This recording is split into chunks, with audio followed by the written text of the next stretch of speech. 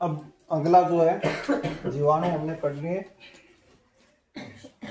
अब आगे आता है विषाणु। अब देखिए ये सब के सब क्या है, छोटे छोटे क्या है, छोटे छोटे सूक्ष्म जीव हैं, लेकिन इनके कुछ ना कुछ खासियत होती है। तो जो विषाणु है वो विषाणु क्या चीज होता है कि विषाणु जब तक किसी जीवित कोशिका में नहीं है, यानी किसी के शरीर के अंदर नहीं है, मतलब किसी भी जीव के, कोई जरूरी नहीं है कि इंसान के, किसी भी के भी जब तक, और यहाँ सजीव के अंदर मतलब पेड़ पौधों में भी, पेड़ पौधे भी सजीव होते हैं, तो उस समय तक ये जो है विषाणु, यानी कि इसको इंग्लिश में कहते हैं वायरस, ये उस समय तक क्या होता है, उस समय तक ये निर्जीव होता है। क्या होता है? निर्जीव। आप समझते हो निर्जीव और सजीव दो तरह की चीजें पाई जाती है प्रकृति में। तो विषाणु निर्जीव रहेगा जब तक, जैसे यहाँ किसी लकड़ी पे पड़ा है, बाहर धूल में पड़ा है, लोहे पे लगा हुआ है, उस कंडीशन में ये निर्जीव रहेगा बिल्कुल। लेकिन जब किसी की कोशिका के अंदर चला जाएगा, किसी के मनुष्य के शरीर में चला जाएगा, किसी जानवर के चला जाएगा, किसी पेड़ पौधे में चला जाएगा, उस समय ये क्या हो जाएगा? सजीव हो जाएगा। तो विषाणु जो है इसकी एक और खासियत है कि इसको निर्जीव और सजीव के बीच की योजक कड़ी कहते हैं। निर्जीव और सजीव के बीच में मतलब ये माना जाता है कि भाई निर्जीवों से ही सजीव बने हैं, ठीक है ना। और विषाणु जो है उनके बीच की कड़ी है, यानी कि पहले निर्जीव से विषाणु बना, फिर उससे कोई जो बड़े जीव हैं वो हुए। अब ये देखिए जितने भी सूक्ष्म जीव हैं इनका पैटर्न यही होता है कि अपनी संख्या बड़ी तेजी से बढ़ा सकते हैं। वैसे तो कईयों में अपने अपने अलग तरीके होते हैं जनन के, लेकिन जनरली जो एक तरीका पाया जाता है वो यही होता है कि ये क्या होता है, इनका जीवन चक्र बड़ा छोटा होता है। जैसे एक विषाणु है, ये क्या करता है, इसका जीवन काल 1, 2, 3, 2, 4 घंटे, इस तरह से भी अलग अलग के अलग अलग जीवन काल होते हैं।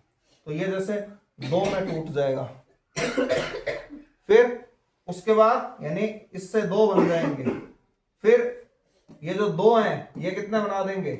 4 बना देंगे। तो इस तरह से ये क्या करता है, अपनी प्रतिकृति, यानी कि अच्छा ये जो होते हैं ये सारे समसूत्री विभाजन से होते हैं। तो बिल्कुल अपने जो बाप तो है नहीं, इसमें एक ही जीव होता है, ये एक, ठीक है ना, उभयलिंगी जीव। तो यहां पर ये विखंडन से बनते हैं, तो अपने जैसी कई सारी कॉपी बना देते हैं, और इसमें बहुत कम टाइमिंग लगती है भाई, मैक्सिमम 3 दिन तक ही जीवन काल होता है इनका पूरा। तो इस तरीके से अब जो दिमित्री इवानोव्स्की था, जो इसने इसकी खोज की थी सबसे पहले वायरस की, और तंबाकू मोजेक वायरस, तंबाकू का जो पौधा होता है,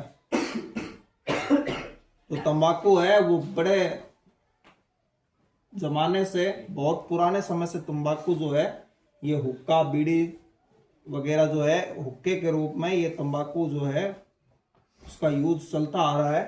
तो ये जो है ये इसका जो पौधा होता है तंबाकू का, उस पौधे को क्या करता है, ये रोगग्रस्त कर देता है, जिससे वो फसल गड़बड़ हो जाती है।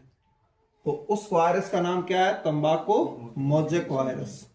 तो ये सबसे पहला खोजा गया जो है वायरस है, ठीक है, सबसे पहले इसी की खोज की गई थी। जाहिर सी बात है क्योंकि और पेड़ पौधों में उस समय बीमारी फैल जाती होगी, और तंबाकू एक आय का बड़ा जरिया था उस समय। तो फिर इसको स्टडी अगर हम जो इसकी करते हैं उसको क्या कहते हैं? वायरोलॉजी, यानी कि विषाणु विज्ञान। और ये अपने को इंग्लिश में ध्यान रखना है, याद जो टर्म्स होते हैं वो करने हैं। उसका फायदा ये होगा कि हमारे को इंग्लिश में जैसे दिए जाएंगे तो वो इंग्लिश में, क्योंकि पेपर होता है।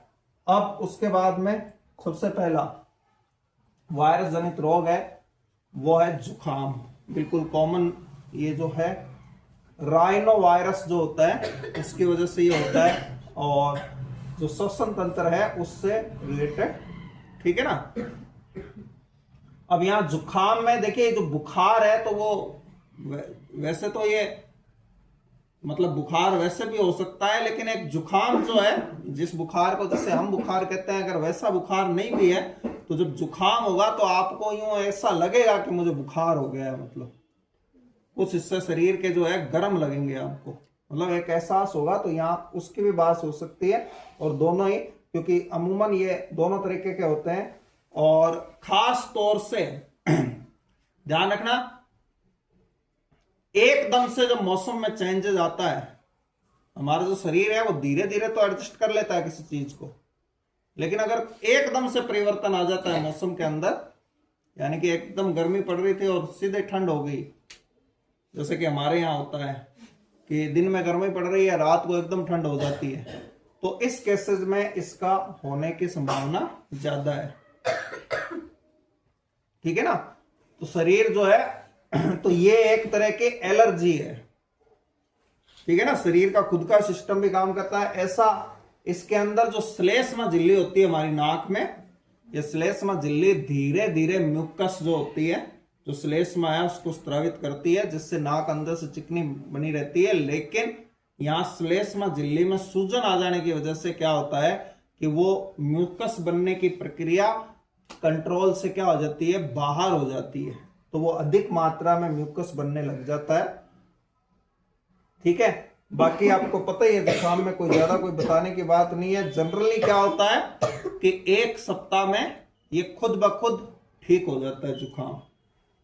लेकिन अभी कोरोना वायरस आने के बाद में ये देखा गया है, क्योंकि वो भी इससे रिलेटेड ही चीज है, उसमें भी वो सर्दी खांसी के लक्षण होते हैं। तो कोरोना वायरस आने के बाद ये देखा गया है कि जुकाम की अवधि कुछ लंबी हो गई है, मतलब यानी कि पहले की तुलना में कुछ ज्यादा समय तक भी जुकाम जो है वो रह रहा है। ऐसा कोरोना के बाद में, मतलब मैंने ये देखा है आसपास, मैं अपनी बात ये बता रहा हूँ, हो सकता है आप लोगों ने भी इसको अनुभव किया हो या। ठीक है, अब ये वायरस कैसे फैलेगा, क्योंकि जुकाम होगा उसको छींकें आएगी, छींकें आएगी तो उस छींक में हवा के जरिए वायरस फैल जाएगा। दूसरा वही बात है कि जो श्लेष्मा झिल्ली जो श्लेष्मा स्त्रावित कर रही है, म्यूकस स्त्रावित कर रही है, तो वो म्यूकस स्त्रावित जो कर रही है उसमें भी वायरस के कण होंगे। तो वो जैसे कोई थूकेगा या नाक साफ करेगा, तो अगर खुले में उसने किया तो फिर उस स्थिति में वो मक्खियां वगैरह भी फैला सकती हैं। तो ये ध्यान रखना, फैलाने के जो तरीके होते हैं उस पर गौर करना पड़ता है। कई बार सारे ऑप्शन ही ज्यादातर इससे केसेस में सही होते हैं। मतलब अब जो है डेंगू ज्वर, ये भी कॉमन बीमारी है। वायरस का आपको नाम याद रखना है, क्योंकि ये आमतौर पे होने वाली ये बीमारियां हैं, तो इनके बारे में कोई हमें ज्यादा पढ़ने की जरूरत नहीं है। मेन जैसे जुकाम में राइनो वायरस है, इसमें अर्बो वायरस है। ठीक है, अब एक और बात ध्यान रखना कि ये जो मच्छर होते हैं, तो मच्छर के 3 तरह की जातियां होती है नॉर्मली। ठीक है ना, एक एनोफ्लेज होती है, ठीक है, ये एनोफ्लेज ये कौन सा रोग का है, मलेरिया फैलाता है, हालांकि खुद नहीं रिस्पॉन्सिबल है इसके लिए, ये फैलाने का काम करता है, यानी कि ठीक है। दूसरा ये डेंगू आ गया, ठीक है ना। डेंगू में एक एडिज नाम का मच्छर होता है, ठीक है। तो ये जो है, इस बात का आप ध्यान रखना कि यहां पर, और एक मच्छर होता है क्यूलेक्स, ठीक है ना। तो ये जो तीनों तरह के मच्छर होते हैं, 3 अलग अलग तरह की बीमारी फैलाते हैं। तो एक बात आपको यहां ध्यान रखनी है कि जो तीनों ही कैटेगरी है, उसमें सिर्फ जो है एनोफ्लेज मच्छर में भी कौन, मादा जो होती है, ये मादा मच्छर ही खून चूसता है, ठीक है ना। पुरुष जो मच्छर होते हैं वो खून नहीं चूसते हैं, वो क्या करते हैं, वो फूलों वगैरह का रस चूसते हैं।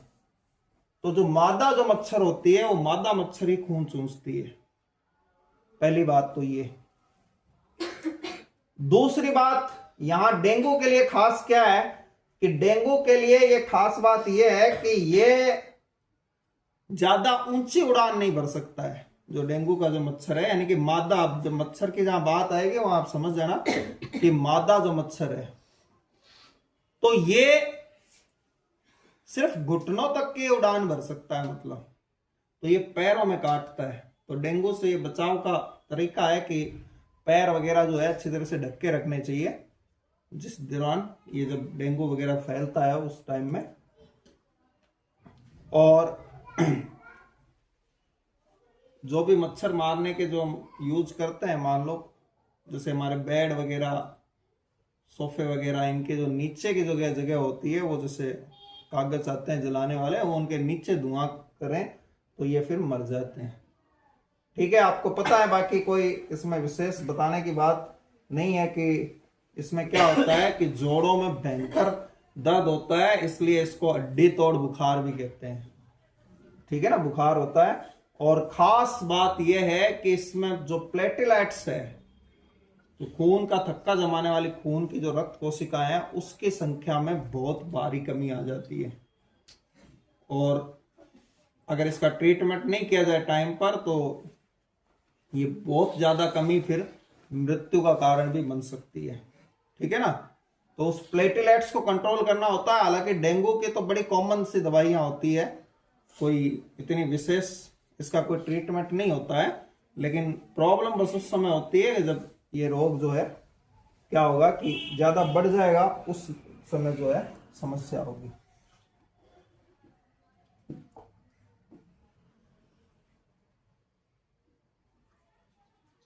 अब अगला जो चेचक है, जो स्मॉल पॉक्स, ठीक है, इसका वायरस कौन सा है? वेरियोला वायरस है।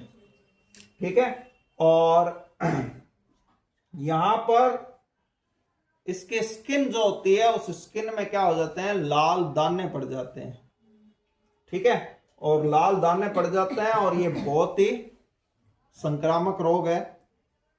और हालांकि ये जो रोग होते हैं, इसमें क्या होता है कि जब ये एक बार हो जाते हैं तो उसके बाद शरीर में इनके खिलाफ क्या बन जाती है? ऑटोमेटिकली एंटीबॉडी बन जाती है। और एंटीबॉडी बन जाती है तो उसके बाद में जो है फिर कभी ये रोग नहीं होगा, मतलब एक बार होगा खाली लाइफ में। ठीक है, और ये जो टिक्के की जो खोज है ना, तो एडवर्ड जेनर नाम का वैज्ञानिक था, उसने सबसे पहले इसी का टिक्का बनाया था, मतलब। ठीक है, तो ये जो है स्मॉल पॉक्स, ध्यान रखना, चेचक जिसका वेरियोला वायरस है। और क्योंकि टीके के कारण, मैंने जैसे आपको बताया था कि हमारी जो सरकार है, भारत सरकार, उसने आजादी के बाद खूब सारे, अब यहां ध्यान रखना ये मिलते जुलते हैं।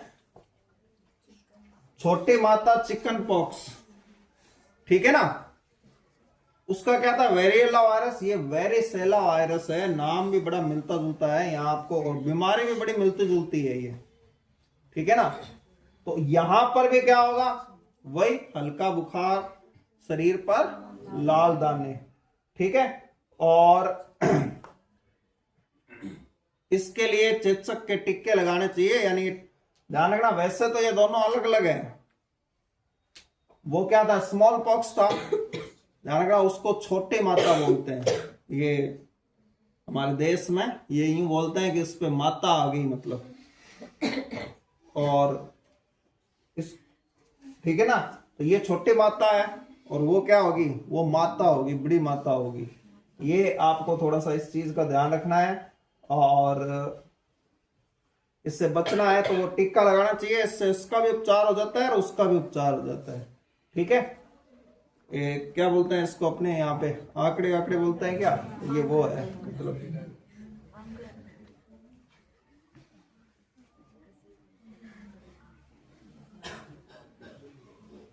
अगला जो रोग है, विषाणु जनित जो रोग है,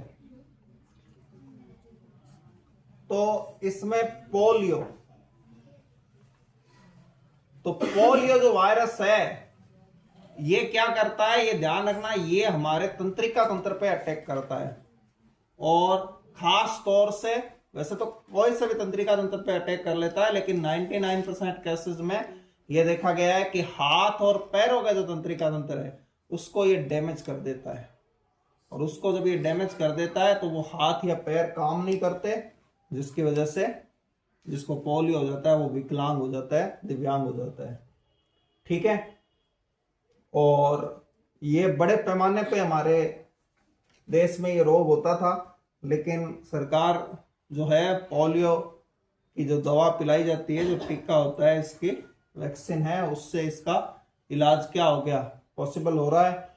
और वैसे तो 2014 से लेके 25 तक हमारे देश में कोई भी पोलियो का मरीज जो है वो रिकॉर्ड नहीं हुआ था। और सरकार बड़े पैमाने पे अभी तक भी इसके उन्मूलन का ये खत्म हो जाए देश से, इसके लिए ये दवाई पिलाई जाती है। लेकिन फिर भी जो है अभी 2025 में पिछले साल एक रोगी, यानी यूं भी ये भी बड़ी उपलब्धि है कि पिछले 12 साल हो गया कि 12 साल से सिर्फ एक रोगी हिंदुस्तान में पोलियो का रिपोर्ट हुआ है। तो ये भी एक कामयाबी की बात है। और जाहिर सी बात है कि दवाई पिलाने में लापरवाही होगी, इस वजह से नहीं पिलाई। इसका जो टीका है, क्योंकि ये प्रसिद्ध चीज है, करंट में चलती रहती है, इसकी खोज किसने की थी, जोनास साल्क नाम के वैज्ञानिक ने दी थी। लेकिन शुरू में ये क्या थी, इंजेक्शन वाली थी। अब आपको पता है कि पोलियो की जो दवा पिलाई जाती है वो ओरल दी जाती है, मुंह से दवा दी जाती है। ठीक है ना, जिसको कहते हैं OPV, ओरल पोलियो वैक्सीन। जब इन्होंने ये खोज की उस समय फिर इसको इंजेक्शन से लगाया जाए। ठीक है। अब जाहिर सी बात है, क्योंकि अब ये बच्चों को जो है, आपको पता है ना, बच्चों को ये लगाया जाता है, तो फिर बच्चा जो है अगर उसको इंजेक्शन से दी जाती, तो आपको पता है कि कई बार माँ बाप भी नहीं लगवाते कि क्यों सुई लगवाएं बिना फालतू, अभी क्या इसकी दिक्कत है। तो ये इसलिए इसको ओरल में बदल दिया। लेकिन जब इन्होंने खोज की थी तब ये कैसी थी, इंजेक्शन दिए जाने वाली थी। तो ध्यान रखना, टीके में क्या होता है कि उसी रोग का जीवाणु शरीर के अंदर प्रवेश करवाया जाता है, लेकिन उसका रोगजनक हिस्सा निकाल के फिर प्रवेश करवाया जाता है, जिससे वो रोग नहीं फैला सकता। जिंदा तो रहता है, जैसे किसी को हाथ पैर तोड़ के और फेंक दिया जाए तो वो जिंदा तो रहेगा लेकिन कर कुछ नहीं सकता। तो फिर इतनी टाइम में वो कुछ कर नहीं पाएगा, और इतने टाइम में उसको मारने के लिए हमारे शरीर में एंटीबॉडी तैयार हो जाएगी। अब वो एंटीबॉडी क्या होगी, लंबे समय तक रहेगी, एक पीरियड होता है उस तक रहेगी। तो उससे फिर क्या होगा कि अब कभी जब ताकतवर, क्योंकि जब बनी बनाई तैयार है, तो अब कभी कोई वास्तव में भी पोलियो का वायरस आ गया तो क्या होगा, ये उसको भी क्या कर देगी, मार देगी। तो इस तरीके से ये टीकों का सिस्टम होता है कि वो वायरस ही हमें शरीर में दिया जाता है। अब एड्स, तो ये देखिए, ये जो 20वीं जो सदी थी, अभी वाली 21वीं है, जो 2000 वाला सन है, एक बढ़ा के बोलते हैं, जिसमें आगे 20 है ना, इसका मतलब वो 21वीं है। पहले जीरो से स्टार्ट होता है ना, तो 0 से 20 तक गिनती गिनेंगे तो कितने हो जाएगी, 21 हो जाएगी। तो ये 21वीं सदी है। लेकिन जो 20वीं सदी थी, उस 20वीं सदी के जो लास्ट के जो 20 साल थे, 1981 में जो है ये जो रोग है, ये एक भयंकर त्रासदी के रूप में फैला था, जिसको कि एड्स कहते हैं। और इस पे कई सारे क्वेश्चन बनने के लिए हैं। इसका एड्स का full form acquired immuno deficiency syndrome. इसका क्या मतलब है, एक्वायर्ड का मतलब अर्जित, अर्जित का मतलब है बनाना। हमारा शरीर जो है वो क्या करता है, ऑटोमेटिक बनाता है। किस चीज को बनाता है, इम्यूनिटी। इम्यूनिटी मतलब प्रतिरक्षा, बीमारियों से लड़ने की क्षमता अपने आप बनाता है ऑटोमेटिकली। डेफिशिएंसी का मतलब होता है कमी। तो किसकी कमी हो जाती है, जो बीमारियों से लड़ने की जो क्षमता है उसकी कमी हो जाती है। सिंड्रोम मतलब लक्षण कि उसके अंदर जिसको ये हो जाएगा। इसका वायरस है वो भी कौन सा है, HIV, ह्यूमन इम्यूनो वायरस। ठीक है। या डेफिशिएंसी वायरस, अभी के जमाने में ये जोड़ा है deficiency, human immuno deficiency virus. ठीक है, हालांकि ह्यूमन इम्यूनो वायरस में मिलेगा डेफिशिएंसी, अभी पिछले 2-4 सालों में इसको जोड़ा गया। अब देखिए यहां पर जो क्वेश्चन आए हुए हैं कि इसका जो टेस्ट है एड्स का, ठीक है ना, तो वो कौन सा है, एलाइजा या एलिसा, और इसके फुल फॉर्म भी हमें याद रखनी है, एंजाइम लिंक्ड इम्यूनोसॉर्बेंट ऐसे। ये बहुत बार पूछा गया है इसके अंदर। ठीक है, अब ये जो वायरस होता है, ये वायरस जो होता है ये ब्लड के माध्यम से, खून के माध्यम से, और ध्यान रखना ये एड्स, जैसे हमने पहले बात की थी, खून के माध्यम से भी फैल सकता है। जैसे कि कोई सेविंग किसी ने की, जैसे नाई की दुकान में जो ब्लेड है उससे सेविंग की, और मान लीजिए कोई एड्स का रोगी था और उसके कट लग गया उस ब्लेड से, और उस ब्लेड पे खून लग गया। अब वो किसी दूसरे के सेविंग करेगा और उसके भी क्या लग गया, उसके भी कट लग गया, तो फिर अगर पहले वाला एड्स का रोगी था तो दूसरा भी हो जाएगा। दूसरा कि कोई एड्स का रोगी है और उसका खून चढ़ा दिया किसी दूसरे को, तो उसको भी हो जाएगा। तीसरा ये ध्यान रखना, एक यौन संक्रमित रोग भी है। यौन संक्रमित रोग कौन से होते हैं, इसको शॉर्टकट में कहते हैं एसटीडी, सेक्सुअली ट्रांसमिटेड डिजीज, यानी जो पुरुष से महिला में और महिला से पुरुष में होते हैं। मतलब यानी कि मान लो किसी महिला या पुरुष को एड्स हो गया, किसी पुरुष को एड्स हो गया, तो फिर क्योंकि ये ऐसी बीमारी है कि इसमें 2 साल तक तो पता ही नहीं चलता है कि हो गया है। 2 साल तक तो व्यक्ति नॉर्मल रहता है, वो लक्षण उसमें प्रकट ही नहीं होते। तो इस वजह से वो जो शुरुआत के इसका जो पीरियड है उस दौरान वो फिर, यानी कि पुरुष को हो गया तो फिर उसकी जो वाइफ होगी उसको भी हो जाएगा। तो यौन संक्रमित रोग है वो पुरुष से महिला में और महिला से पुरुष में फैलते हैं। ठीक है, अब यहां पर इस रोग में भी जैसे मैंने बताया था, जो टीबी में ट्यूबरक्लोसिस में होता है कि शरीर कमजोर होने लगता है, भूख वगैरह नहीं लगती है, ऊर्जा की कमी हो जाती है। तो विशेष इसके खुद का तो कोई ऐसे कोई डायरेक्ट इफेक्ट वाला पता इसलिए नहीं चलता कि डायरेक्ट इफेक्ट वाला ये कोई नुकसान नहीं पहुंचाता, लेकिन ये क्या करता है, ये रोग प्रतिरोधक क्षमता को नष्ट कर देता है। यानी कि हमारे शरीर में हमने ब्लड में पढ़ा था कि कौन रक्षा करती है, WBC रक्षा करती है।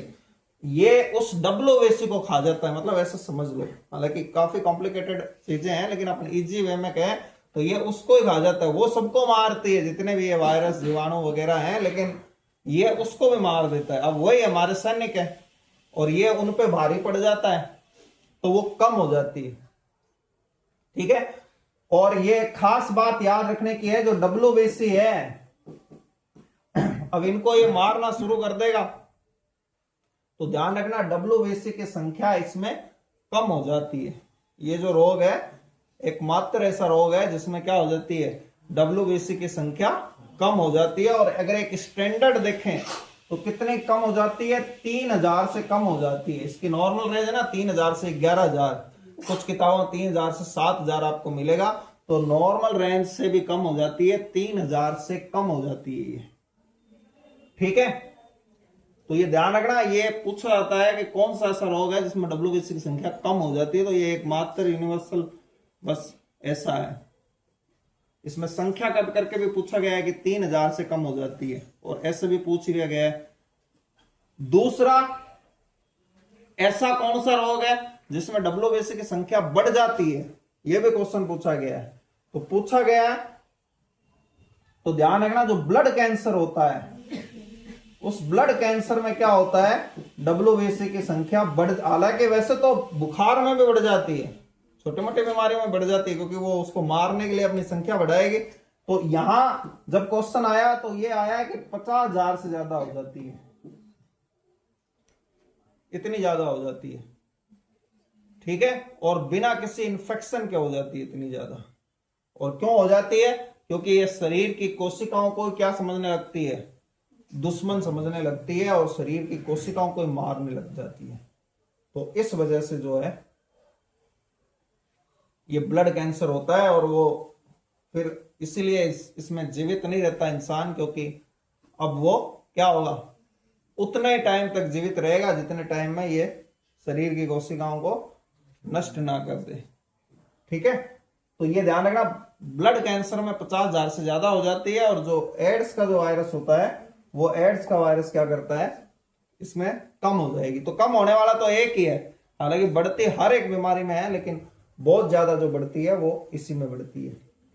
ठीक है, अच्छा, ये इंजेक्शन से भी फैलता है। ध्यान रखना कि किसी एक एड्स के रोगी को इंजेक्शन लगाया और उसको स्टरलाइज नहीं किया, रोगाणु रहित नहीं किया, और वही इंजेक्शन क्या कर दिया, दूसरे के लगा दिया, तो उससे भी क्या होगा, एड्स हो जाएगा। ठीक है ना। और पहले क्या होता था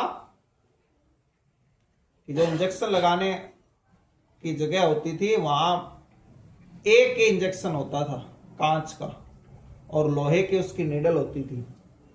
तो वो बस एक के इंजेक्शन लगाते, मतलब 2-3 एक इंजेक्शन रखते, और एक भाप वाला रोगाणु रहित करने वाला होता, वो उसमें उसको डालते और वापस दूसरा कोई मरीज आता है वापस निकाल लेते। ठीक है ना। ये जो प्लास्टिक की जो सिरिंज वाला जो उद्योग चला है, वो इस एड्स के बाद से ऐसा शुरू हुआ है। मतलब कि आजकल वो 5 रुपए की 10 रुपए की सिरिंज आ जाती है, उसको एक बार लगा देते हैं, उसको फेंक देते हैं बस। तो इसका जब लोगों को डर लगा, तो उसके बाद में जो है ये चीज जो है ये शुरू हुई। चलो ठीक है, कल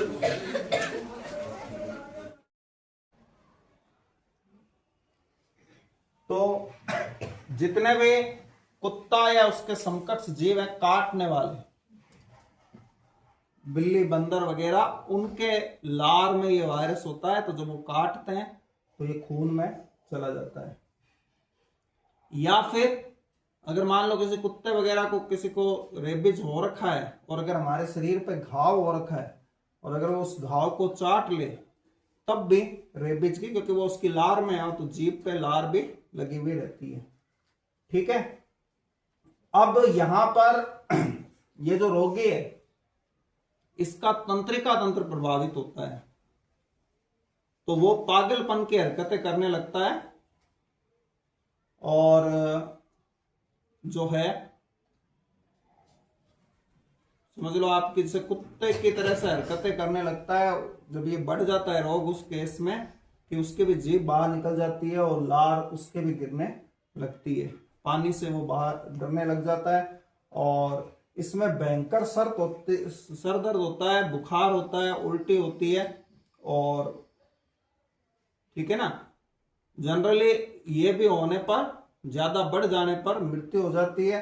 लुई पास्चर नाम का वैज्ञानिक था, बहुत प्रसिद्ध वैज्ञानिक है ये, जो माइक्रोबायोलॉजी जो है, बायोकेमिस्ट्री, इससे रिलेटेड जो है, इसने इसके टिक्के की खोज की थी, रेबीज की। और टिक्का क्या होता है आपको पता ही है कि कुत्ते के काटने के बाद में इसके रेबीज के एंटी रेबीज, मतलब इसका टीका जो है, इसके इंजेक्शन लगवाने जरूरी होते हैं, ताकि वो रेबीज जो है वो नहीं हो। तो ये जो है, तो मेनली तो यही है कि अपने को वायरस का नाम, उसके बाद दलसुआ, जिसको मम्प्स भी कहते हैं, ठीक है ना। और ये हमने पढ़ लिया था जब पाचन तंत्र पढ़ा, जो पैरोटिड ग्रंथि होती है, जो लार ग्रंथि, उसके अंदर क्या आ जाती है, सूजन आ जाती है। देखिए ये यहाँ पे होती है, तो ये हिस्सा ऐसे फूल जाता है, इसमें सूजन आ जाती है। ठीक है, ये मम्प्स वायरस होता है इसका। और जाहिर सी है कि नॉर्मल ये रोग है, एंटीबायोटिक से सही है। इसी तरह से इबोला, तो इबोला ध्यान रखना, ये आमतौर पे जो है, ये इबोला वायरस भी बिल्कुल एड्स की तरह, एड्स वाला के बताया था ना कि वो किस पे अटैक करता है, प्रतिरक्षी तंत्र जो होता है हमारा, जो प्रतिरक्षा वाला जो सिस्टम होता है, उसको क्या करता है, यानी इसमें भी प्रतिरक्षा प्रणाली क्या हो जाती है, कमजोर हो जाती है। हालांकि ये इबोला आमतौर पे अफ्रीका में ही पाई जाती है। अफ्रीका में भी, जैसे कांगो नाम का जो देश है, और ये इबोला नाम भी इसका किस पे पड़ा है कि ये इबोला नदी है, उस नदी के नाम पर इसका जो है ये, ठीक है ना। इसमें जो है ये भी बहुत ज्यादा संक्रामक रोग है और मृत्यु का कारण बनता है। देखिए अफ्रीका जो महाद्वीप है वो बहुत ज्यादा पिछड़ा हुआ है, ठीक है। और जैसे कि अभी तो खैर कुछ हालात सुधर गए हैं, लेकिन आज से कुछ साल पहले, 30-35 साल पहले, एक देश का मैं नाम भूल गया, वो ऐसा देश था कि वहां पर लोग अंधे हो जाते थे एक वायरस की वजह से, और उस वायरस का इतना सा एक मात्र इलाज था उससे बचने का कि आप मतलब मुंह धो लो दिन में 2-1 बार बस, और उससे बच जाओगे आप। और वो नहीं होने पर मुंह से, मतलब मेरा आंखों से है कि आंखें धो लो, मुंह धोएंगे तो आंखें भी धुल जाएगी ऑटोमेटिकली। तो इतना सा उसका बचाव है बस कि वो फैले नहीं, फैलने के बाद वो अंधा कर देता है। तो अगर यूं कोई धो लेता है तो वो धुल जाता है मतलब। लेकिन फिर भी वहां एक बहुत बड़े तादाद में लोग अंधे थे, मतलब अंधे हो जाते थे मतलब। तो मतलब कहने का मतलब एक ये अज्ञानता, पिछड़ापन, पता नहीं होना, ये उस वजह से था। हालांकि अब नहीं है ऐसे हालात, अब कुछ सुधरे हैं। तो ध्यान रखना कि अफ्रीका में जो मेडिकल जो है वो काफी सुविधाएं इतनी डेवलप नहीं है एशिया, यूरोप, अमेरिका की तरीके से। तो ये जो है ये भी, इसमें भी रोगी की त्वचा क्या है कि गलने लगती है और पूरा शरीर गल जाता है, ठीक है ना। और कुछ समय बाद इससे मृत्यु हो जाती है। और ये संक्रामक रोग है, तो ऐसा फिर किसी को रोग हो जाता है तो उससे दूर रह के उससे सिर्फ बचा जा सकता है, और कोई इसका इलाज नहीं है।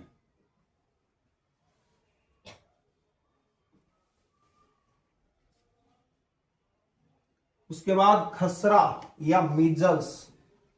तो खसरा या मीजल्स ये भी एक कॉमन बीमारी है, मॉर्बिली वायरस जो होता है इसके कारण। और इस पे भी शरीर पे क्या होते हैं, लाल दाने पड़ने लग जाते हैं। नॉर्मल बीमारी इन्फ्लुएंजा, तो इन्फ्लुएंजा जो है ये सर्दी इसको कह सकते हो, थोड़ा भयंकर रूप से सर्दी जो लगती है। अब सर्दी, एक तो मैंने बताया था एलर्जी होती है, सर्दी एकदम से मौसम बदलता है तो हमारे शरीर के सिस्टम में क्या होता है, उसको उस परिवर्तन की वजह से कुछ गड़बड़ हो जाती है, तो वो एलर्जी हो जाती है इस वजह से। लेकिन अगर वायरस के, जैसे इन्फ्लुएंजा वायरस है, और इसके वायरस भी कई तरह के होते हैं, इसलिए इनको ABC में बांटा जाता है। तो ये ABC में इसको बांटा जाता है, और इससे वही सर्दी के इसके जो लक्षण है, सर्दी, खांसी, तेज बुखार, जोड़ों में दर्द, ठीक है ना। ये इसका जो नॉर्मल सर्दी के लक्षण होते हैं वही इसके लक्षण है। इसी तरीके से पीलिया या हेपेटाइटिस, तो इसका हेपेटाइटिस वायरस होता है, और ध्यान रखना ये भी ABC कैटेगरी में बंटा हुआ होता है हेपेटाइटिस वायरस। इसमें लीवर है, वो लीवर क्या होता है, सूज जाता है, लीवर पे अटैक करता है ये वायरस जो होता है, और इसकी वजह से पीलिया हो जाता है। ध्यान रखना सारे पीलिया हेपेटाइटिस नहीं होते हैं, लेकिन अगर वो पीलिया हेपेटाइटिस की वजह से है तो फिर खतरनाक होता है, ऐसे रोगी की मृत्यु भी हो सकती है, ठीक है ना। ये बस इसमें ध्यान रखने की बात है। हेपेटाइटिस शरीर के अंदरूनी गड़बड़ की वजह से भी पीलिया हो जाता है आमतौर पे, लेकिन वो एक अस्थायी होता है, शरीर उसको रिकवर कर लेता है। लेकिन अगर इस वायरस की वजह से है तो फिर मृत्यु हो जाती है, ठीक है। और वही, क्योंकि ये पीलिया है तो पीलिया के जो लक्षण होते हैं वही है। ट्रेकोमा, ये ट्रेकोमा जो है ये इसका भी जो है कैलेमाइडिया ट्रेकोमाटिस इसका वायरस है, और इसमें आंखों में दर्द हो जाता है और आंखें लाल हो जाती है। ठीक है ना, जैसे वही नॉर्मली जैसा कि आई फ्लू में होता है उसी तरीके से। आपको इनमें सिर्फ देखिए कुछ के खास लक्षण है, कुछ विशेष लक्षण हो तो आपको उसको वो याद रखना है। अब ये जैसे रोग है तो इसमें सिर्फ आपको वायरस का नाम याद रखना है सबसे पहले तो। अब इसको याद करने का तरीका क्या है, सबसे पहले तो जीवाणु जनित रोग है वो आप याद कर लेंगे, उनके नाम पहले, फिर वायरस जनित रोग उनके नाम आपको याद रखने हैं। अब इसी तरीके से मेनिंजाइटिस ये भी हमने पढ़ लिया था जब दिमाग के बारे में तंत्रिका तंत्र पढ़ा था हमने। तो निसेरिया मेनिंजाइटिस होता है और इसमें क्या होता है, मस्तिष्क। तो मस्तिष्क जो होता है उसकी झिल्ली में सूजन आ जाती है यहाँ पे, और इसको दिमागी बुखार कहते हैं। लक्षण क्या होता है, इसका बुखार आता है और क्योंकि अब यहाँ दिमाग प्रभावित हो रहा है इस वजह से वो बेहोश हो जाता है, मतलब जैसे कि जिसको कोमा में आना कहते हैं। हालांकि कोमा में आना तो वो एक लंबे एक होती है, लेकिन ये एक अस्थायी तौर पे उस पर बेहोशी छा जाती है। ठीक है, इससे रोगी कोमा में चला जाता है। बड़ी खतरनाक जो है ये स्टेज होती है और मृत्यु भी हो सकती है इससे भी। तो ये मेनिंजाइटिस जो है ये जैसे ये निसेरिया लिख रखा है, एक्चुअल में अब ये उच्चारण क्या है, ये नाइजेरिया भी इसको आप पढ़ सकते हैं। तो ये भी आपको पता होगा अफ्रीका में एक देश है। ठीक है ना, ये बीमारियां भी हमारे यहाँ नहीं है, भारत में ये बीमारियां नहीं है, ये अफ्रीका में पाई जाती है क्योंकि अफ्रीका में घने जंगल हैं और उन घने जंगलों में।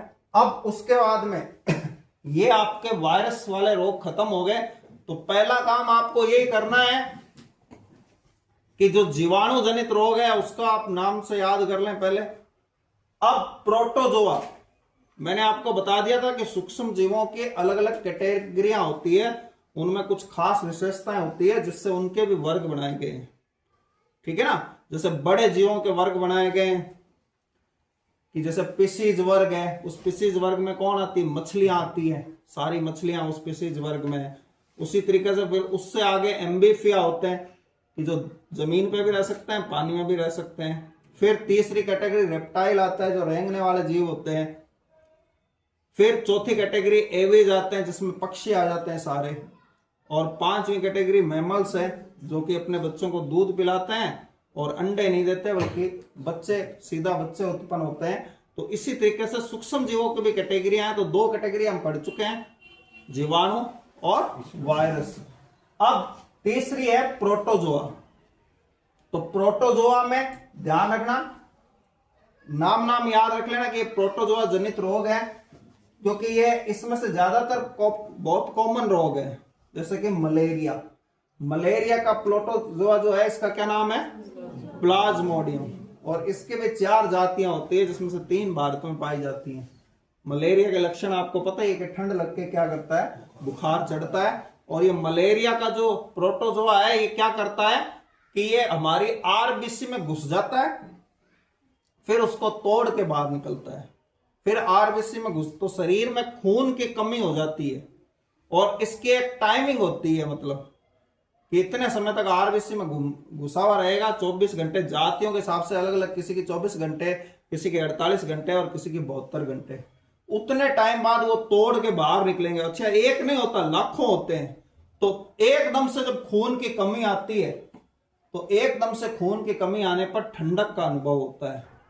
तो वो ठंड जो लगती है वो इस वजह से लगती है क्योंकि ये बाहर निकलते हैं वहां आरबीसी को तोड़ के। ठीक है, इसी तरीके से पायरिया रोग, पायरिया भी आप समझते हैं, जो मसूड़े हैं उनमें खून आना या बदबू आना, मुंह में से, दांतों में से बदबू आती है। तो इसका रीजन भी ये प्रोटोजोआ होता है। एंट अमीबा नाम से 2 हैं, ध्यान रखना। तो ये जिंजीवैलिस, ठीक है ना, तो ये जिंजीवैलिस आप ये ध्यान रखना कि अब ये दांत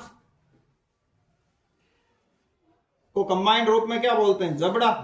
तो ये जबड़ा से कि भाई ये जबड़ों में रहता है इसलिए जिंजीवैलिस है, क्योंकि 2 एंट अमीबा है। एंट अमीबा की 2 जातियां हैं, दोनों अलग अलग रोग। इससे मसूड़ों से रक्त निकलता है और मुंह में बदबू सी आती है। ठीक है, फिर है सोने की बीमारी। यह रोग जिसको हो जाता है वो सोता रहता है ठीक है। और इसका जो प्रोटोजोआ है वो कौन है? ट्रिपेनोसोमा। और ये जो ट्रिपेनोसोमा है, ध्यान रखना, ये स्लीपिंग डिजीज है, वो सोता रहता है। और एक ये मक्खी के कारण, एक मक्खी होती है सैट सी मक्खी, हालांकि हमारे यहाँ नहीं है, ये भी अफ्रीका में है। तो सैट सी मक्खी के कारण ये फैलता है और उसको बुखार चढ़ जाता है और वो रोगी हमेशा सोता रहता है, इसका जो रोगी होता है। ये भी क्योंकि दिमाग को प्रभावित करता है, इस वजह से। फिर पेचिस, पेचिस का मतलब है दस्त लगना। और इसका कारण देखिए, पेचिस कई तरह का होता है, ठीक है। आमतौर पे ये एंट अमीबा हिस्टोलिटिका वाला जो पेचिस होगा वो क्या होगा? वो खूनी पेचिस कहलाता है। उसका कारण है कि पेचिस एक नॉर्मल होता है, उसमें तो क्या होता है, दस्त लगते हैं पतले, लेकिन इसमें क्या होता है कि ये आंतों को काट देता है, तो आंत का जो श्लेष्मा है और खून है वो भी दस्त के साथ। तो ये जो है, अगर दस्त के साथ खून आता है, लैट्रिन के साथ खून आता है पतले दस्त के साथ, तो ये एंट अमीबा हिस्टोलिटिका इसका कारण हो सकता है। और ये बड़ा मुश्किल से ठीक होता है, बड़ा मुश्किल से, इसलिए मतलब अब यूं तो 2-3 दिन में ठीक हो जाता है, लेकिन एंट अमीबा की ये खासियत होती है कि जब आप उसकी दवाई लोगे तो दवाई जो आंत में ये रहता है, तो वहां पे जब अटैक करेगी तो फिर ये भाग जाता है शरीर के किसी दूसरे हिस्से में जाके छिप जाता है, और वहां छिप जाता है तो फिर वहां इसका लक्षण नजर नहीं आता। फिर अब जब ये चाहेगा एक अंतराल के बाद, तब ये वापस आंत में आएगा, वापस अपनी संख्या बढ़ा लेगा और उसको फिर से होने का अंदेशा होता है। तो इसकी दवाई जो है वो प्रॉपर लेनी चाहिए, ताकि जहां भी हो इसको ये खत्म कर। इसी तरीके से काला जार, इसका रीजन होता है लिस्मेनिया, और ये भी एक खतरनाक बीमारी है। आपको पता है ना, हमारी जो तीनों रक्त कणिकाएं हैं, लाल रक्त कणिकाएं, श्वेत रक्त कणिकाएं और जो प्लेटलेट्स, वो तीनों कौन बनाता है? अस्थि मज्जा, ठीक है, बोन मैरो। तो ये बोन मैरो को प्रभावित करता है और इससे भी तेज बुखार होता है और खतरनाक होता है। ये भी यहां नहीं है, इंडिया के अंदर, हिंदुस्तान में ये बीमारी नहीं है, ठीक है। अब ध्यान रखना, ये आपको पता ही है कि मच्छर, ये कल बता दिया था कि भाई मादा एनोफिलीज मच्छर क्या होता है, इसका वाहक होता है। और सीसी मक्खी, अब ये सेट सी होता है, वैसे तो वो टी को साइलेंट कर देते हैं, तो SCT होता है ना, वो SE फिर क्या मान लिया, CC। तो अब वो देख लेना, आप इंग्लिश में स्पेलिंग देखोगे तो आपको सेट सी, अगर उच्चारण करोगे तो वो सेट सी है। तो ये स्लीपिंग सिकनेस इसकी वजह से हो जाती है, निद्रा रोग, ठीक है। ये प्रोटोजोआ जनित रोग है।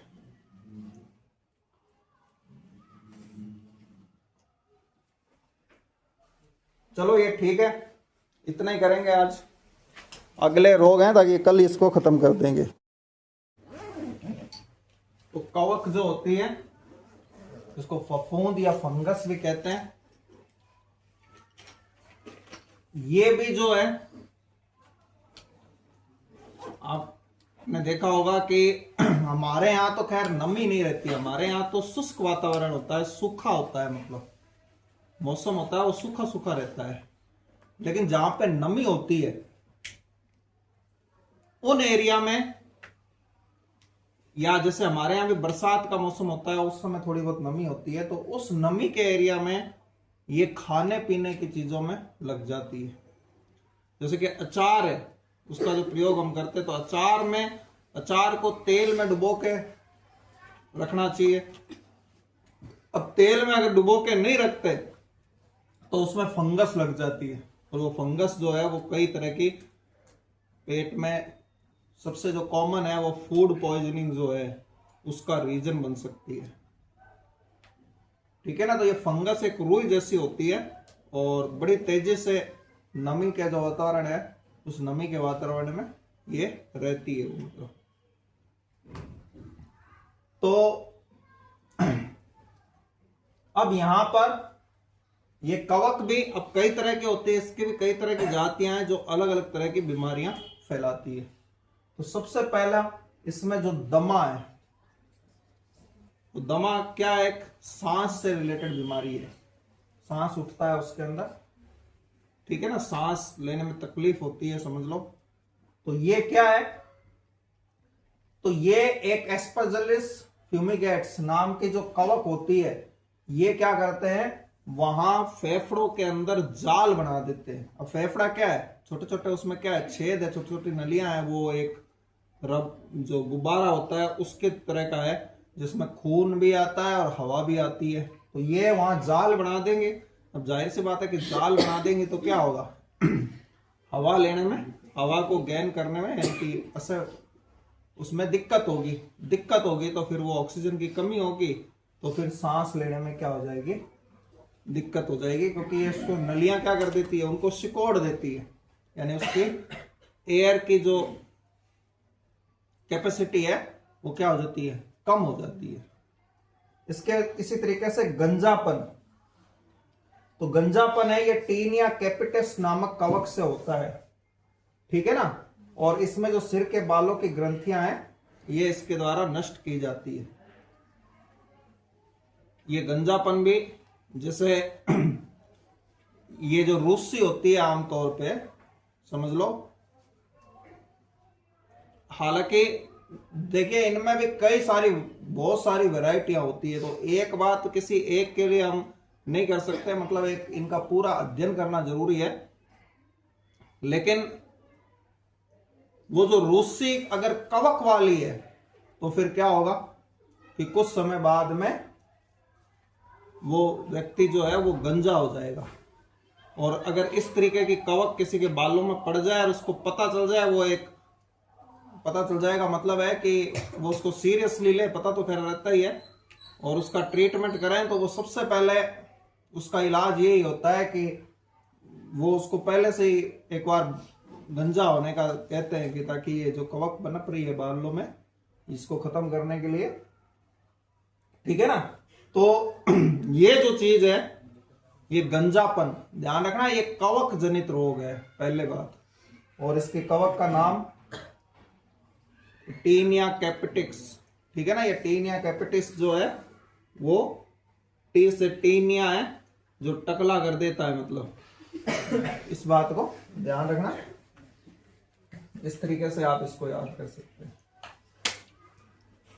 इसी तरह दाद, ये जो स्किन रिलेटेड बीमारियां ना, स्किन रिलेटेड, वो सारी कवक जनित होती है, दाद, खाज, खुजली, ये सब जो है, तो ये ट्राइकोफाइटिन नामक कवक के द्वारा फैलता है। और आपको पता है ये त्वचा पर क्या हो जाता है, लाल रंग का गोला सा बन जाता है, और वो त्वचा जो है उस पे एक निशान जो है परमानेंटली हो जाता है यहाँ पे, ठीक है ना। अगर ये बात है, इसको भी अगर टाइम से ट्रीटमेंट कर लिया तो ठीक भी हो जाता है, नहीं तो फिर हमेशा के लिए भी वो निशान है। इसी तरह एथलीट फुट, तो एथलीट फुट क्या होते हैं, एथलीट कौन होते हैं, जो दौड़ने के कंपटीशन में भाग लेते हैं, जो दौड़ने वाले होते हैं, दौड़ने के जो कंपटीशन होते हैं, दौड़ होती है उसके अंदर जो भाग लेते हैं, ठीक है ना। अब इसमें भी कैटेगरियां होती है, दौड़ने की भी होती है और 2-4 और कैटेगरियां होती है उस, तो इसमें एथलीट ये दौड़ने वाले, अब वो दौड़ेगा हर वक्त, तो क्या होगा कि उसके जो पैर है वो थोड़े से कट फट जाएंगे, मतलब ठीक। हालांकि इस चीज को कि ऐसा नहीं हो, इसके लिए वो एथलीट बड़ी सावधानियां रखते हैं, उनके जूते हैं वो बड़े महंगे आते हैं, मतलब अच्छे तरीके से पैर उसके अंदर रहे, इसकी वो पूरी करते हैं। तो ऐसा नॉर्मल नहीं होता। यहाँ बात यह है कि अगर एक नॉर्मल व्यक्ति अगर भाग दौड़ करता हो तो उस समय तो ये क्या होगा, इसमें त्वचा के कटने फटने और मोटे हो जाएंगे इसके कारण, ठीक है, यानी कि पैर जो है कट फट जाते हैं। और ये इसका भी रोग का कारण क्या है, टीनिया पेडिस, ठीक है, वो टीनिया कैपिटिस था, ये टीनिया पेडिस है, जो एथलीट फुट। क्या करना का, यहां पर एक और बीमारी है जिसको हाथी पांव कहते हैं, एलिफेंट फुट, वो अलग चीज है, और ये एथलीट फुट अलग चीज है। वर्ड का ध्यान रखना, कई बार कंफ्यूजन हो जाती है। अब अनुवांशिक रोग, तो अनुवांशिक रोग क्या है, जो माता पिता से या माता पिता से भी नहीं, उनसे ऊपर के पूर्वजों की वजह से किसके अंदर आते हैं, उनके बच्चों में आ जाते हैं। ठीक है। अब इसमें सबसे पहला है वर्णांधता, कलर ब्लाइंडनेस। तो कलर ब्लाइंडनेस क्या होती है कि हालांकि कलर से मतलब यहां सिर्फ 2 कलर हैं, सारे कलर नहीं है। ठीक है। तो वो लाल और हरे रंग में फर्क नहीं कर पाता है। ज्यादा कोई प्रॉब्लम की वैसे बात नहीं है कलर ब्लाइंडनेस में, लेकिन इसमें यह चीज होती है कि ये लाल और किसमें, हरे रंग में क्या नहीं कर पाता, फर्क नहीं कर पाता। तो अगर कोई कलर ब्लाइंड व्यक्ति होता है तो उसको फिर रेलवे की जो जॉब होती है उसमें नहीं लिया जाता। रेलवे में इस चीज का खास तौर से टेस्ट होता है कि वो कहीं कलर ब्लाइंड तो नहीं है। इसी तरह टर्नर सिंड्रोम। तो टर्नर सिंड्रोम जो है, अब देखिए ये सब बीमारियां गुणसूत्रों पे होती है। और कौन से गुणसूत्रों पे होती है, जो सेक्स क्रोमोसोम है, लिंग गुणसूत्र है, कौन से, एक्स और वाई। आप इन सब का एक ही कंसेप्ट है। सबसे पहले तो कि ये जो होती है कि हमें पता है कि जो स्त्री होती है उसमें 44 प्लस XX टोटल 46 गुणसूत्र होते हैं। तो ये महिला है तो हम इसको सिर्फ XX लिख लेते हैं यहां पे, और जो पुरुष है उसका आपको पता है XY। तो अब ये जो यहां पर जैसे कलर ब्लाइंडनेस है, हीमोफीलिया है, ये बीमारियां कौन से गुणसूत्र पे होती है, X गुणसूत्र पे होती है जनरली। अब X गुणसूत्र पे होती है, पहली बात। दूसरी बात क्या है कि ये जो बीमारी है जो X गुणसूत्र पे होती है, जैसे वर्णदात, कलर ब्लाइंडनेस और हीमोफीलिया, इन 2 का नाम आप खास तौर से याद रखना। अभी हीमोफीलिया आगे आ जाएगा। ये महिला को नहीं होगी, समझ में आ गया ना। यानी कलर ब्लाइंडनेस किसमें नहीं होती, महिलाओं में नहीं होती है। बहुत रेयर केस ऐसा हो कि महिलाओं में हो सकती है, उसकी एक कंडीशन है, वो मैं चलो अभी आपको बता देता हूं। लेकिन समझ लें 99.9% महिलाओं में नहीं होती, क्योंकि वो कॉम्बिनेशन बड़ा दुर्लभ होता है अगर ऐसा हो जाए तो। ठीक है।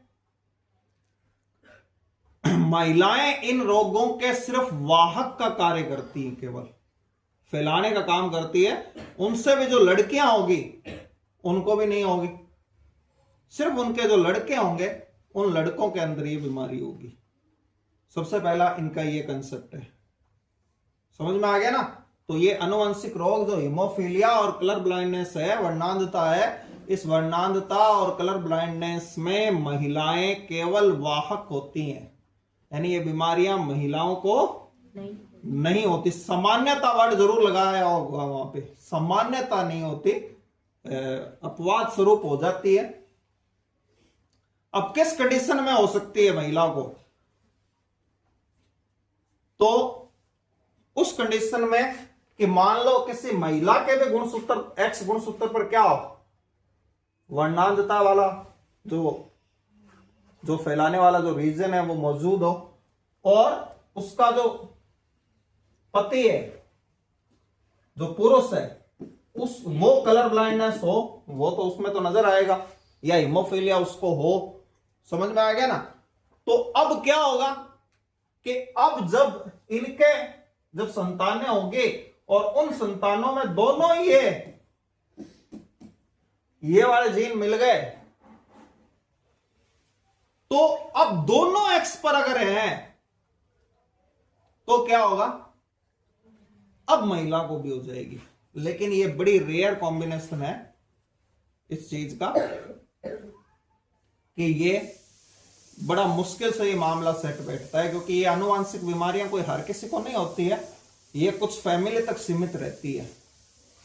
समझ में आ गया ना। और जनरली फिर उनको जानकारी हो जाती है कि मान लो उनके कोई लड़का हुआ उस फैमिली में और वो कलर ब्लाइंडनेस है, तो ये पता चल जाता है कि हाँ हमारे फैमिली में ये कलर ब्लाइंडनेस का जीन है। ठीक है, तो जनरली अब हमारे यहाँ की जो नहीं बात कर रहे, अंग्रेजों में क्योंकि ये बीमारियां पाई जाती थी, तो जनरली फिर वो क्या करते कि अगर कोई दूसरी फैमिली है कहीं शादी करते तो वो अगर वो उस फैमिली में भी क्या होता अगर ये कलर ब्लाइंडनेस वाला गुण होता, ये बीमारी होती मतलब, तो वो क्या नहीं करते, उसमें शादी नहीं करते उस फैमिली में। समझ में आ गया ना। और एक और बात याद रखना कि जरूरी नहीं है कि उसकी सारी संतानें कलर ब्लाइंडनेस हो। अब मान लो इसमें ये जो सही एक्स है और वाई हमेशा सही होता है, तो ये दोनों मिल गए तो स्वस्थ पुत्र भी हो सकता है उनके। समझ में आ गया ना। ठीक है, तो ये हालांकि ये आनुवंशिकी के से रिलेटेड है, तो यहां पुत्र के स्वस्थ होने की संभावना है, लेकिन महिला जो होगी यानी जो लड़की होगी वो या तो खुद होगी कलर ब्लाइंडनेस इस कॉम्बिनेशन की कंडीशन में, या फिर वाहक होगी अगर एक एक्स मिलेगा तो। ठीक है भाई, तो ये आपको ध्यान रखना कि जनरली सामान्यता क्या होता है, महिलाएं इन रोगों की वाहक होती हैं और पुरुष में ही सिर्फ ये आपको मिलेंगे। अब टर्नर सिंड्रोम, अब देखिए कुछ ऐसे रोग हैं जिसमें क्या होगा कि गुणसूत्र जो है वो कम ज्यादा हो जाएंगे। तो कम ज्यादा मतलब कितने हैं अपने 46 हैं, तो 46 से कम भी हो जाता है, 46 से। तो टर्नर सिंड्रोम में क्या होगा, गुणसूत्र कम हो जाता है। ठीक है, अब ये किसके अंदर होगा, महिलाओं में। समझ में आ गया ना, महिलाओं में होगा। अब देखिए महिला में इसलिए होगा कि इसमें एक एक्स बाकी रहता है। अब मान लो वो कोई लड़का भी था मान लो, तो वो वाई गायब हो गया यहां से, और लड़की थी तो एक दूसरा एक्स गायब हो गया, तो कुल मिला के 44 प्लस एक्स टोटल कितने रह गए, 45 ही रह गए। ठीक है, अब इससे क्या होगा, तो ऐसी महिला बोनी रह जाएगी, बहुत कम उसका कद होगा, और आमतौर पे जो महिलाओं के जो गौण लैंगिक लक्षण होते हैं वो उसके अंदर नहीं होंगे। समझ में आ गया ना, यानी कि आप पहचान नहीं पाओगे कि भाई ये महिला है या पुरुष है उस तौर पे। सिर्फ कपड़ों से या फिर बाल लंबे कर लें उससे एक अलग बात है, लेकिन वैसे जो है उसमें कोई गौण लैंगिक लक्षण महिला वाला नहीं होगा। और सबसे बड़ी बात है ये टर्नर सिंड्रोम्स जिसको होगा वो महिला बांझ होंगी, यानी उसके बच्चे नहीं होंगे। क्योंकि उसका कारण क्या है, अब ये क्यों नहीं होते गौण लैंगिक लक्षण, जैसे आवाज बारीक होना, स्किन का मुलायम होना, ये सारे लक्षण क्यों नहीं होते। जितने भी जनन ग्रंथियों का विकसित होना, जनन ग्रंथियां ही उसमें विकसित नहीं हुई है, उन्होंने अपना काम ही शुरू नहीं किया, अंडाशय ने तो काम शुरू नहीं किया, तो उसमें अंडाणु नहीं बन रहा है समझ लो। तो फिर अंडाणु नहीं बन रहा है तो फिर वो कभी भी मतलब कोई किसी भी सूरत में उसके बच्चा नहीं होगा, तो वो हमेशा के लिए बांझ होगी।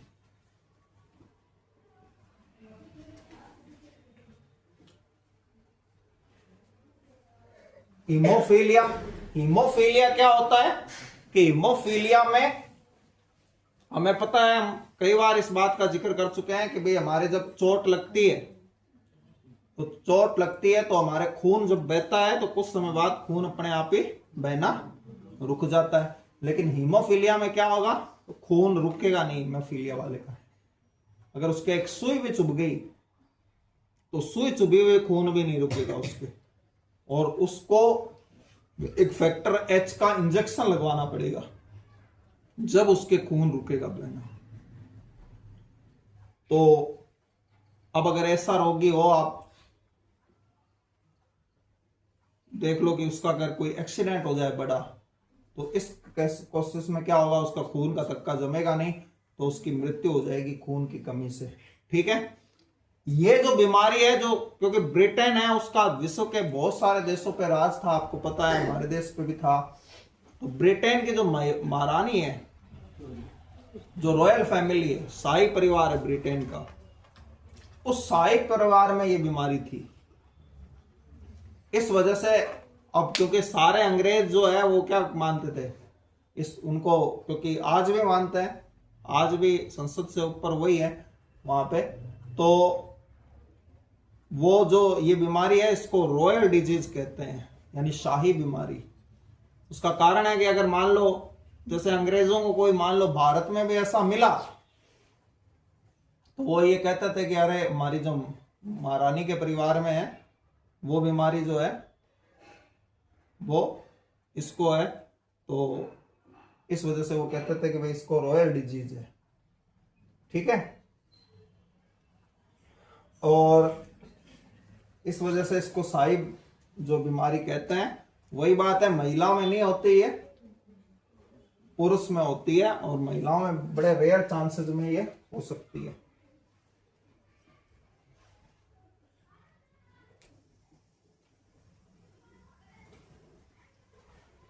अब क्लाइनफेल्टर सिंड्रोम, अब उसमें क्या था, टर्नर सिंड्रोम में क्या था, कम हो जाएगी 45 की जगह, इसमें क्या हो जाएगा 45 की जगह क्या हो जाएंगे 47 हो जाएंगे। अब 47 कैसे होंगे, तो यहां क्या होता है कि जो पुरुष होता है, अब वो महिला की बीमारी थी, लेकिन यहां जो पुरुष होता है उसमें एक एक्स एक्स्ट्रा आ जाता है।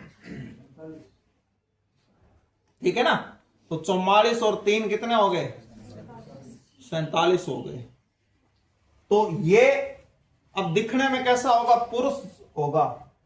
ठीक है, और अब यहां पर क्या होगा कि ये ध्यान रखना है, ये एक्स जो है वो जनरली प्रभावी होता है उसके ऊपर। ठीक है, या यूं कह दो कि बैलेंस इनका बराबर होता है, लेकिन अब एक एक्स की संख्या बढ़ गई तो उसमें पुरुष की बजाय महिलाओं के लक्षण जो है वो ज्यादा हावी हो जाएंगे। समझ में आ गया ना, क्योंकि ये 2 एक्स है तो उसमें भी क्या हो जाएंगे कि महिला वाले हार्मोन जो है वो स्रावित हो जाएंगे, जिसकी वजह से उसमें महिलाओं वाले लक्षण आ जाते हैं मतलब। और उसका वृषण जो है, ये वाई जो फैक्टर है जनन ग्रंथियों के लिए, ये वाई जो लिंग गुणसूत्र है, ये इतना इफेक्टिव नहीं रह पाता, इस वजह से जो वृषण है वो विकसित ही नहीं होते। तो फिर ऐसा पुरुष भी है, इसके भी बच्चे नहीं होंगे, यानी ये नपुंसक होगा। ठीक है ना, तो ये जो है ये क्लाइनफेल्टर सिंड्रोम है। तो 2 आपको याद रखना है, हिमोफिलिया और वर्णांधता, वो एक्स गुणसूत्र पे होती है वो बीमारी, और ये हालांकि ये सारी बीमारियां एक्स गुणसूत्र के ऊपर की वजह से होती है। अब देखो उसमें एक एक्स कम हो गया, इसमें एक एक्स क्या हो गया ज्यादा हो गया, तो ये आपको कम ज्यादा और एक्स गुणसूत्र वाले हिसाब से इसको ध्यान रखना है, इसी हिसाब से इस पे क्वेश्चन पूछे जाते हैं। ये वैसे कंप्लीट हो गया, एक इसमें और है ना, ये डाउन सिंड्रोम। अब देखिए डाउन सिंड्रोम्स जो है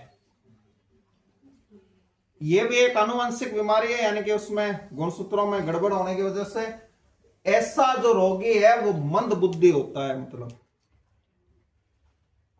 समझ में आ गया ना, जो मंद बुद्धि, आंखें टेढ़ी, जीभ मोटी, वो मतलब उसके शकल जो है वो चाइना के जैसे लोग है। चाइना के पास में एक देश है मंगोलिया, ठीक है ना, तो मंगोल लोगों जैसा उसका चेहरा हो जाता है, इसलिए इसको मंगोलिज्म भी कहते हैं।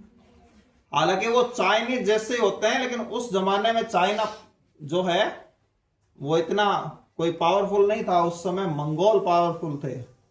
एक वक्त में पूरी दुनिया में आतंक था उनका, मंगोलों का। ठीक है ना, तो इस वजह से इसको मंगोलिज्म कहते हैं।